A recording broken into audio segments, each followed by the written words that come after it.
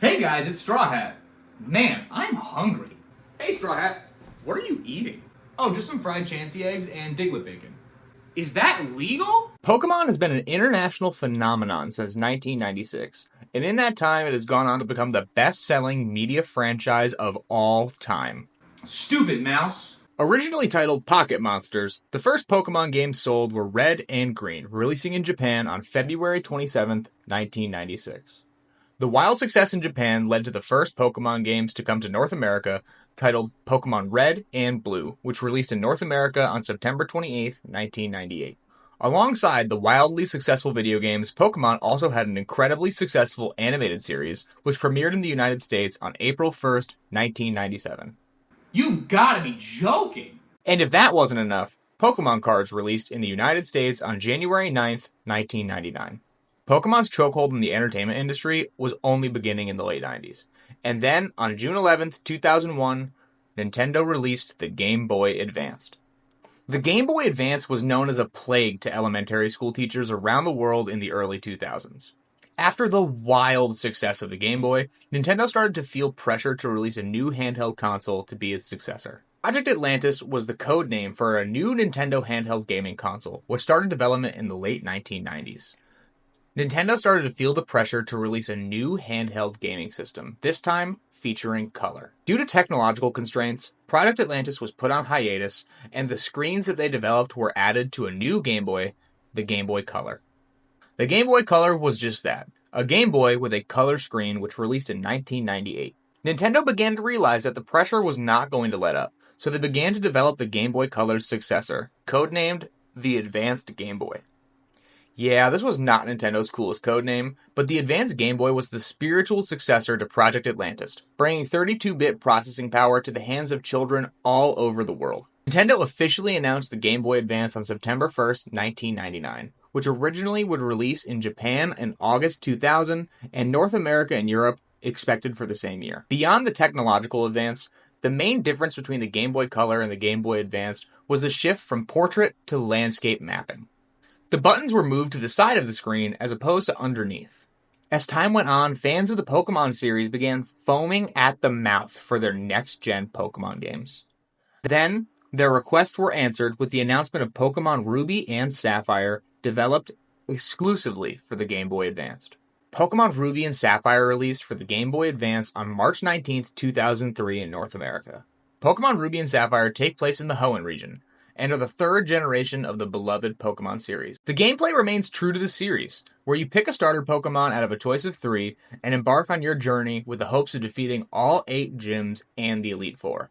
Along the way, players were encouraged to catch, trade, and train their Pokemon while completing the Pokédex. As is the standard in the Pokemon series thus far, this game releases a pair.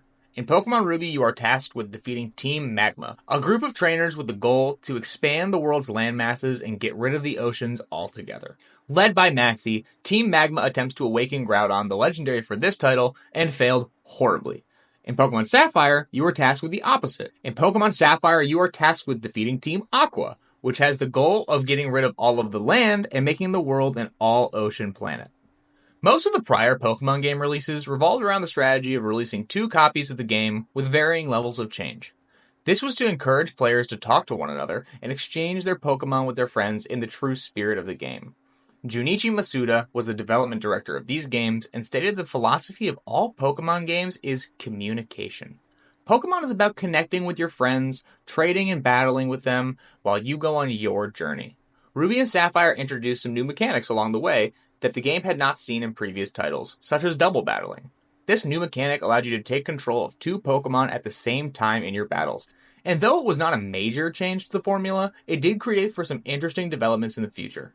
Double battles have become a staple in future games and the competitive Pokemon environment, and it all started with Ruby and Sapphire.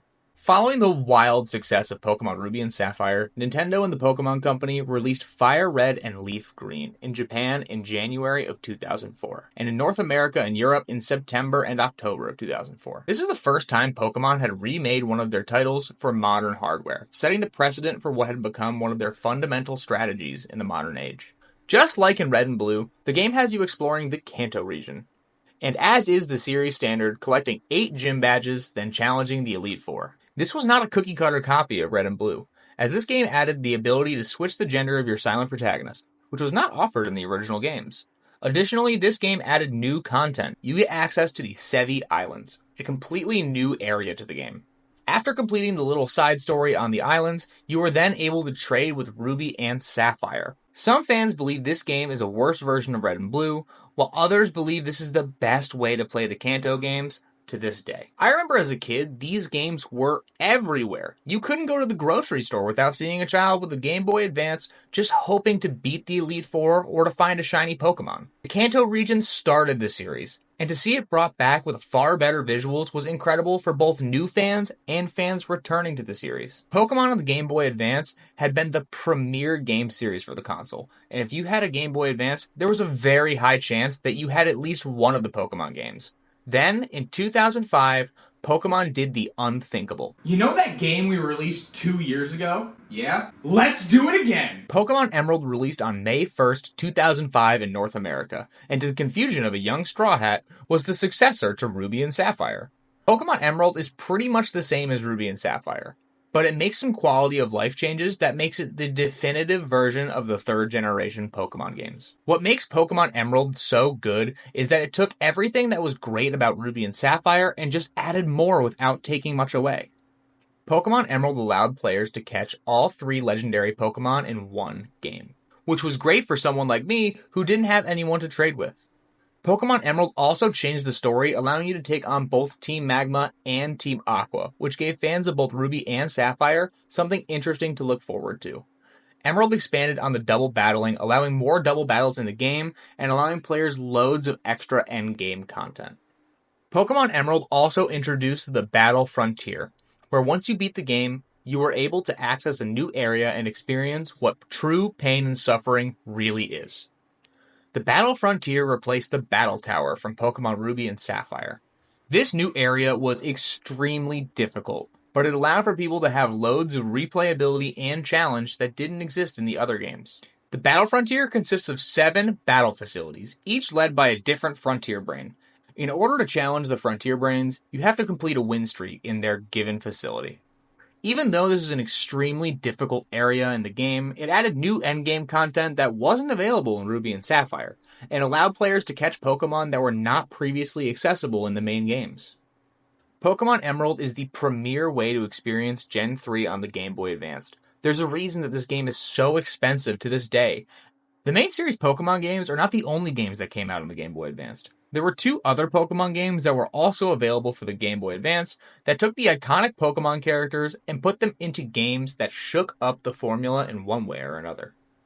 You ever heard of pinball? On August 25th, 2003, Pokemon Pinball Ruby and Sapphire released in North America. It's based on Ruby and Sapphire and is the second Pokemon pinball game to be released, and the gameplay was just pinball. Yeah, Pokemon Pinball is an interesting game. It's essentially just pinball, but it's covered in different Pokemon. The goal of this game is to get the highest score possible, just like in regular pinball. What makes this game different from regular pinball is it has 4 different modes in the game. Catch-em mode, egg mode, evolution mode, and travel mode. Each mode has a different objective, such as revealing a silhouette of Pokemon by hitting the bumpers. While this game is extremely simple, it's also endlessly addicting. As a kid, I remember sitting there and playing this game for hours and not realizing how much time had gone by. What year is it? To me, this seems like more of a cash grab by taking a random pinball game and just slapping Pokemon on it for easy sales, but you can't deny that the game holds loads of charm and replayability. Pokemon has never been shy about experimenting with side games, and this is no exception. The last game for the Game Boy Advance had a split release like the main series, but was a little different. As a kid, I remember being very confused about the Pokémon Mystery Dungeon series because it released for both the Game Boy Advance and the DS. Pokémon Red Rescue Team launched for the Game Boy Advance, and Pokémon Blue Rescue Team launched for the Nintendo DS on September 18th, 2006 in North America. Growing up, I didn't play much of the Mystery Dungeon series, but as I got older, I revisited the games and I was pleasantly surprised.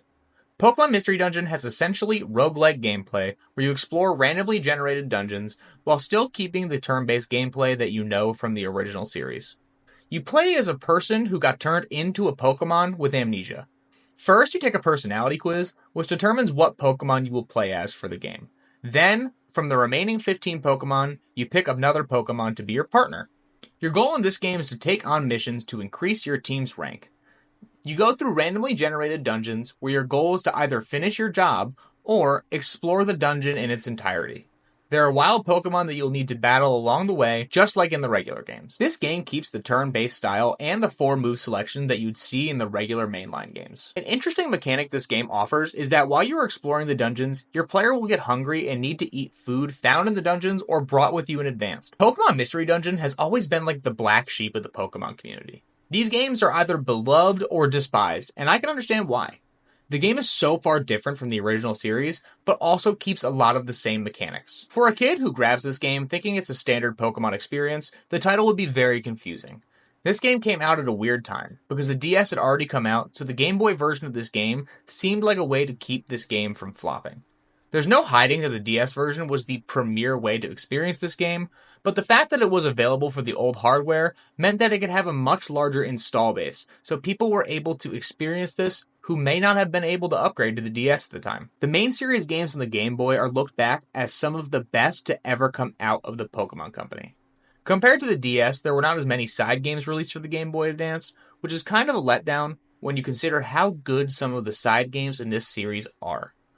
Pokemon's jump to stronger hardware allowed for a lot of flexibility in the games that you'll still see to this day. As time goes on, more and more people look back to these titles and realize Pokemon did something special on the Game Boy Advance, and they're having a hard time replicating it recently. Diglett bacon. How do you... Oh my god, it's so good!